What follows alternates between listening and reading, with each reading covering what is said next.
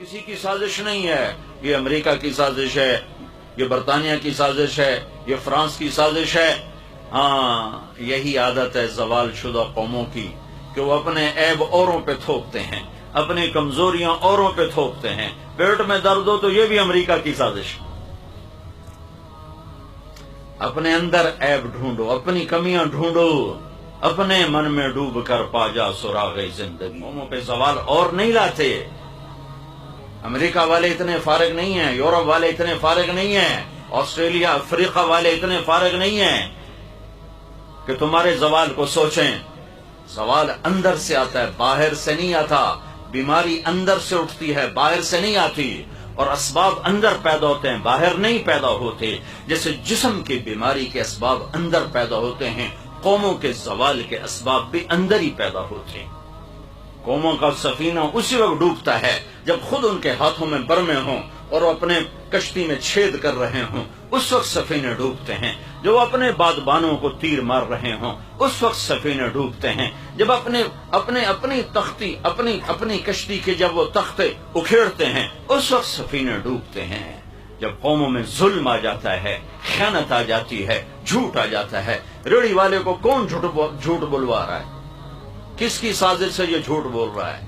کس کی سازش سے نوجوان ماں باپ کی نافرمانی کر رہا ہے؟ کس نے سازش کی ہے کہ ماں کی ذرا سی ڈانٹ پر بیٹا اچھل کے وہ جاتا ہے؟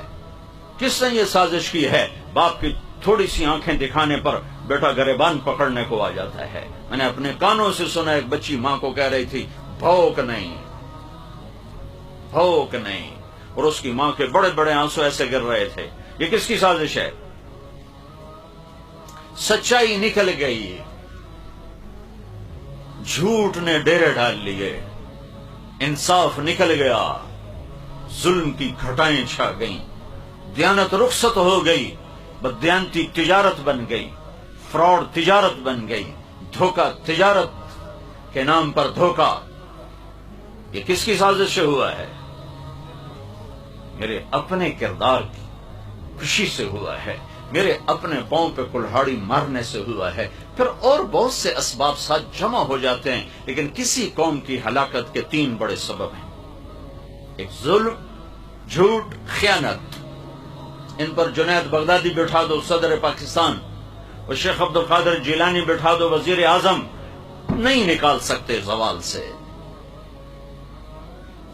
زوال سے اسی وقت نکلیں گے جب توبہ کریں گے، جب ان غلاستوں سے نکلیں گے، جب ان اعمال سے نکلیں گے۔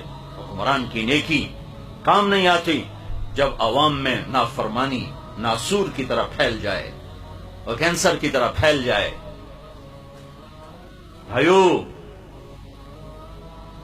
ہمارے پاؤں پہ کلہاڑی اپنے ہاتھوں سے لگی ہے، اپنے ہاتھوں سے، کسی کی سازش سے نہیں، اپنے ہاتھوں سے ہے۔ یہ گھر اپنے ہاتھوں سے، دل کے پھپھولے جل اٹھے سینے کے داغ سے، اس گھر کو آگ لگ گئی گھر کے چراغ سے۔ لا الہ الا اللہ محمد رسول اللہ علیہ صلاة اللہ وآلہ والأحبہ